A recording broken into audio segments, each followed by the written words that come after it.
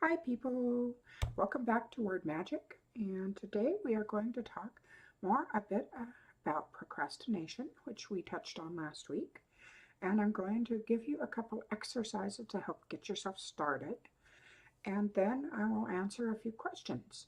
So if you haven't subscribed to my YouTube channel, please do so now. Hit that subscription button down below so you can get notifications on future videos, and we will get started here.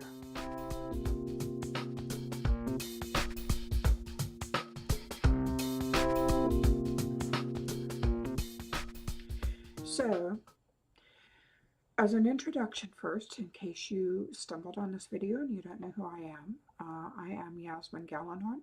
I am a New York Times, Publishers Weekly, and USA Today bestselling author of over 65 books. I have 23 years of experience in the publishing industry, 20 of it with traditional publishing, and now 3 with indie since I have gone fully indie. So I have experience from both sides of the fence that I hope to be able to help you with. Now, last week I talked a lot about procrastination, and I talked about how some of it can stem from fear of the blank page, fear of getting started and finding the words aren't there. It can also stem from laziness, but let's say that it's not that. Let's say that you're staring at that page and you are afraid to start typing and you're not sure why. There are a couple reasons why that could be. One is the guilt over spending time on yourself. Now, if you have a family and say you have a job, spending that extra time for writing may be a slight bone of contention with your partner. The best way I can say to navigate that is to offer a compromise. Well, I'd like to spend an hour 3 times a week in the evenings on writing. If you let me have those 3 hours in Monday, Wednesday, and Friday, I will give you 3 or 4 hours in a chunk on Saturday when I take the kids and you can go do something you love. Bargain. Find a way to even it out so you both have time to yourself to do things. Everybody needs space. Everybody needs some me time. And it's wonderful if you can get a chunk of time to just spend on what you love to do. And we don't have to do everything together. So if that is a problem, talk to your partner and carve out that time. If another problem is that, say you're a single parent and you go to work and you work all day and then you come home and you take care of the kids. And of course you play with them and interact and have to feed them. Well, where do you carve writing out from that? Well, can you get up a little earlier? I know that's difficult for a lot of people, but maybe you can get up half an hour earlier and spend 20 minutes writing. Or when the kids are playing, in the evening, after you've played together and interacted and after you've had dinner, maybe you can spend an hour with them sitting by your desk playing while you are working, while you take that time to write.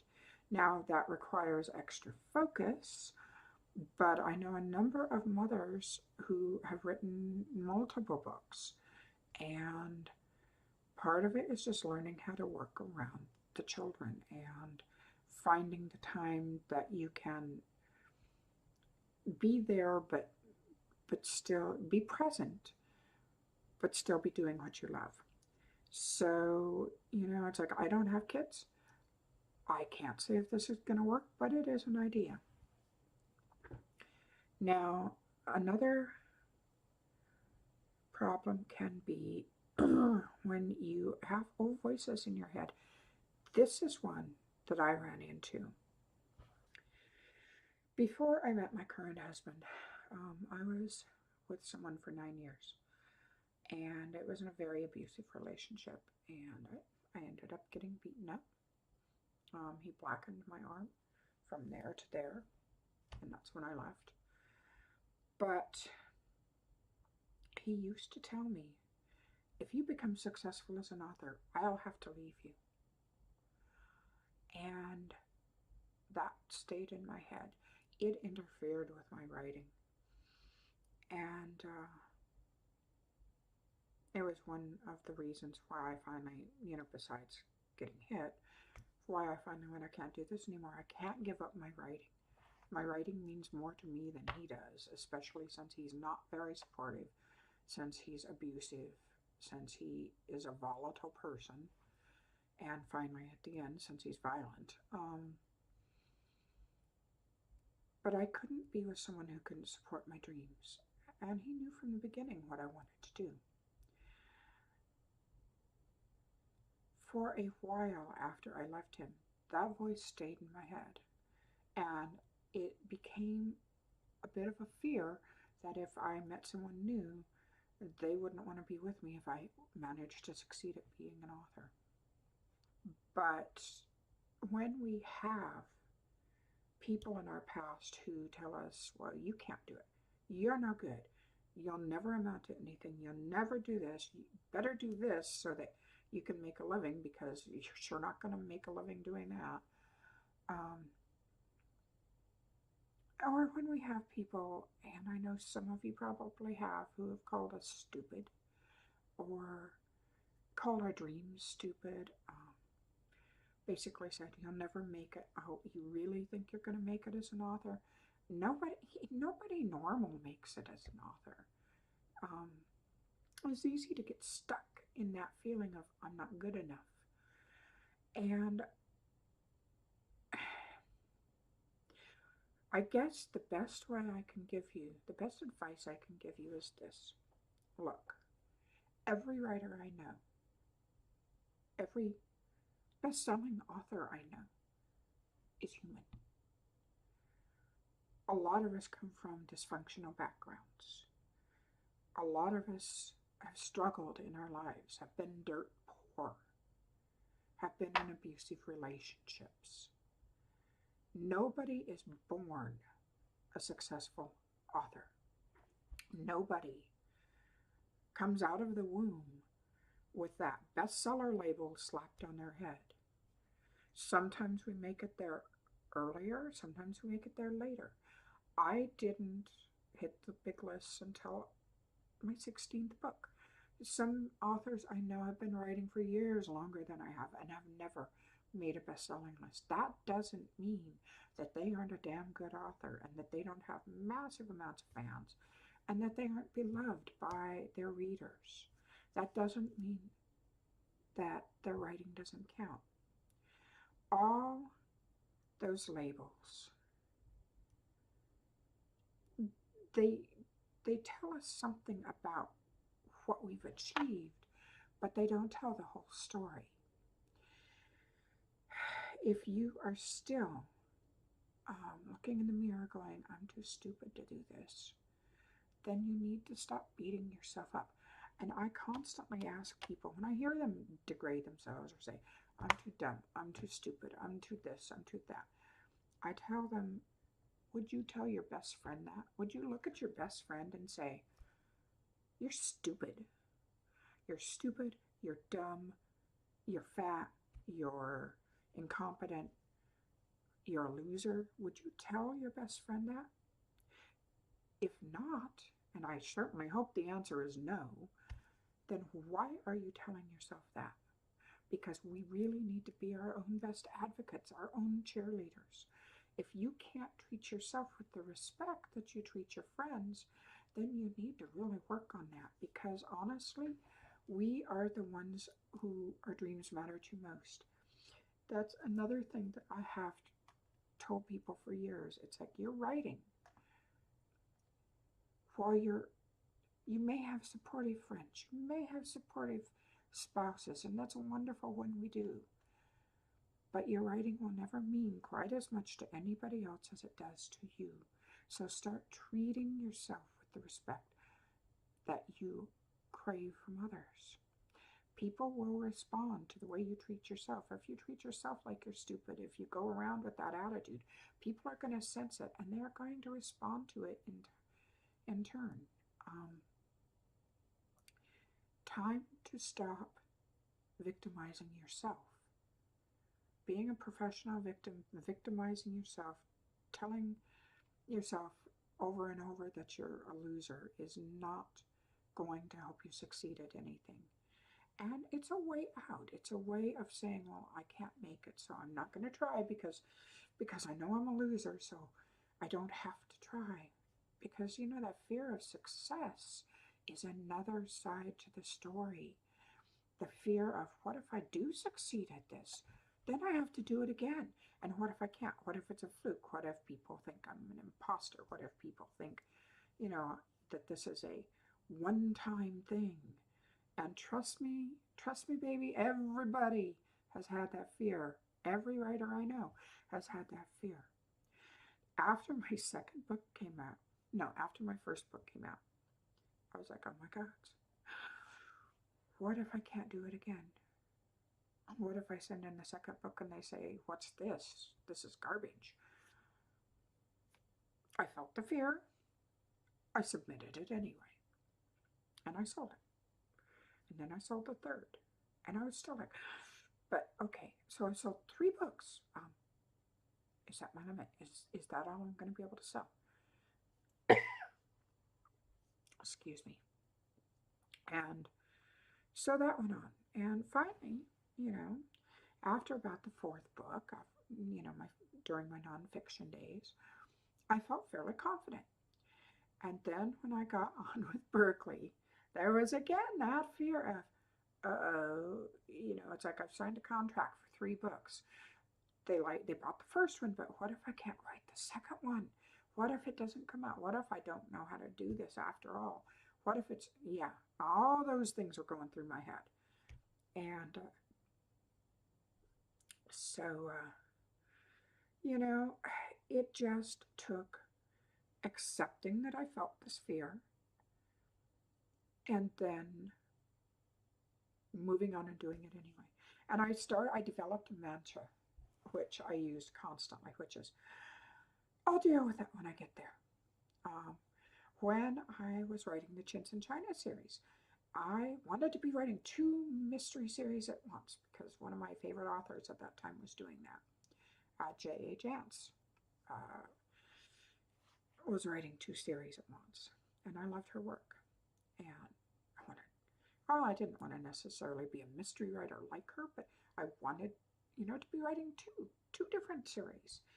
And so I actually got a contract for a second series, and then it was like, okay, what if I can't write both series? What if I get there and I find out this new one just boggles my mind? And I was like, okay, calm down. I'll deal with it when I get there. And then after that was the Bath and Body series, which I did find that I didn't really want to write it. Well, I wrote it anyway. I don't enjoy writing non-paranormal series. To me, paranormal is where it's at. So then when I got the contract for the Otherworld series, I was still writing the last couple books of the other 2 series. I was like, oh my God, I've got 3 series going. What if I can't do this? What if? And I was like, nope, I'll deal with it when I get there. 1 book at a time. Take it 1 step at a time. 1 page at a time. 1 paragraph at a time if you have to. 1 word at a time if that's what it takes. You'll deal with it when you get there. And if you stop looking at this as, I've got this huge entire project to do. I've got, 90,000 words that I want to fill into a book. It's overwhelming when you aren't used to it. So stop thinking of it as that. Think of it as, well, today I'm going to write 500 words. And you know what? If that's all you write, that's still 500 words more by the end of the day than you had in the morning. And if you do that every day, well, that's 3,500 words a week. 10 weeks, that's 35,000 words. Eventually you'll get to a full book. So it doesn't matter that you're facing a huge project. Breaking it down into tiny steps is what makes the difference. And I still do this when I don't fear the length of a book anymore because I've written so many of them. But see that board on the back wall? That's my Kanban board.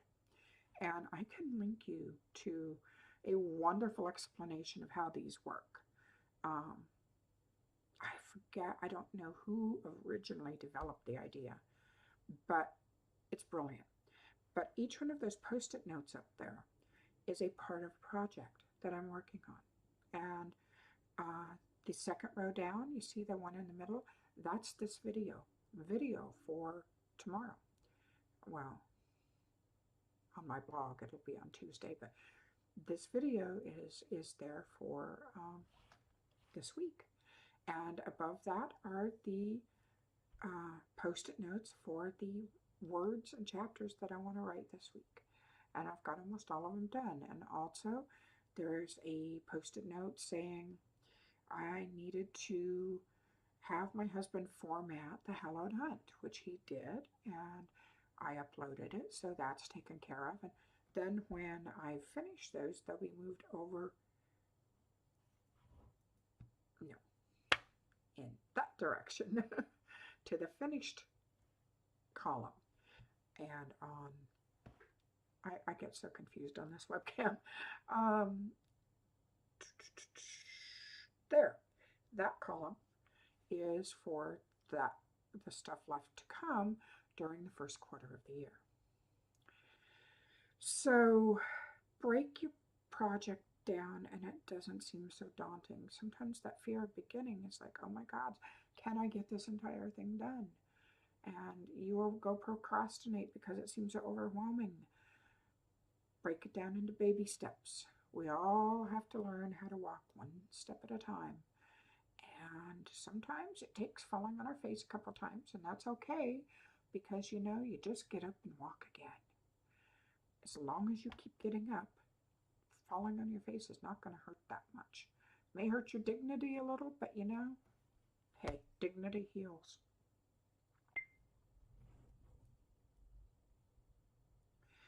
As far as exercises to help give you a little push, this week I challenge you to get yourself a notebook, and I want you to set a timer every day for 10 minutes. And I want you to sit down and you are to write anything that goes through your head. I don't care if it is just the words, I can't think of what to write, I can't think of what to write, I can't think of what to write. Just write those down. Pretty soon your mind will start kicking in. It'll get bored of writing that and you'll start kicking in new ideas. Write for those 10 minutes and then stop. The next day, do the same thing. Try to do this every day at the same time so you get yourself used to it. Do this for a week and see what happens. Sometimes it can really help just to train yourself to actually put words on the page. Or you can use the keyboard, you know, you don't have to use a notebook. Second exercise.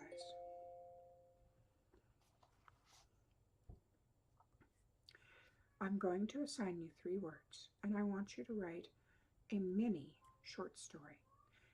I'm not going to tell you how long it needs to be. It could be 500 words, it could be 1,000, it could be 5,000, it could be 150 words, but I want you to write a story based on these 3 words.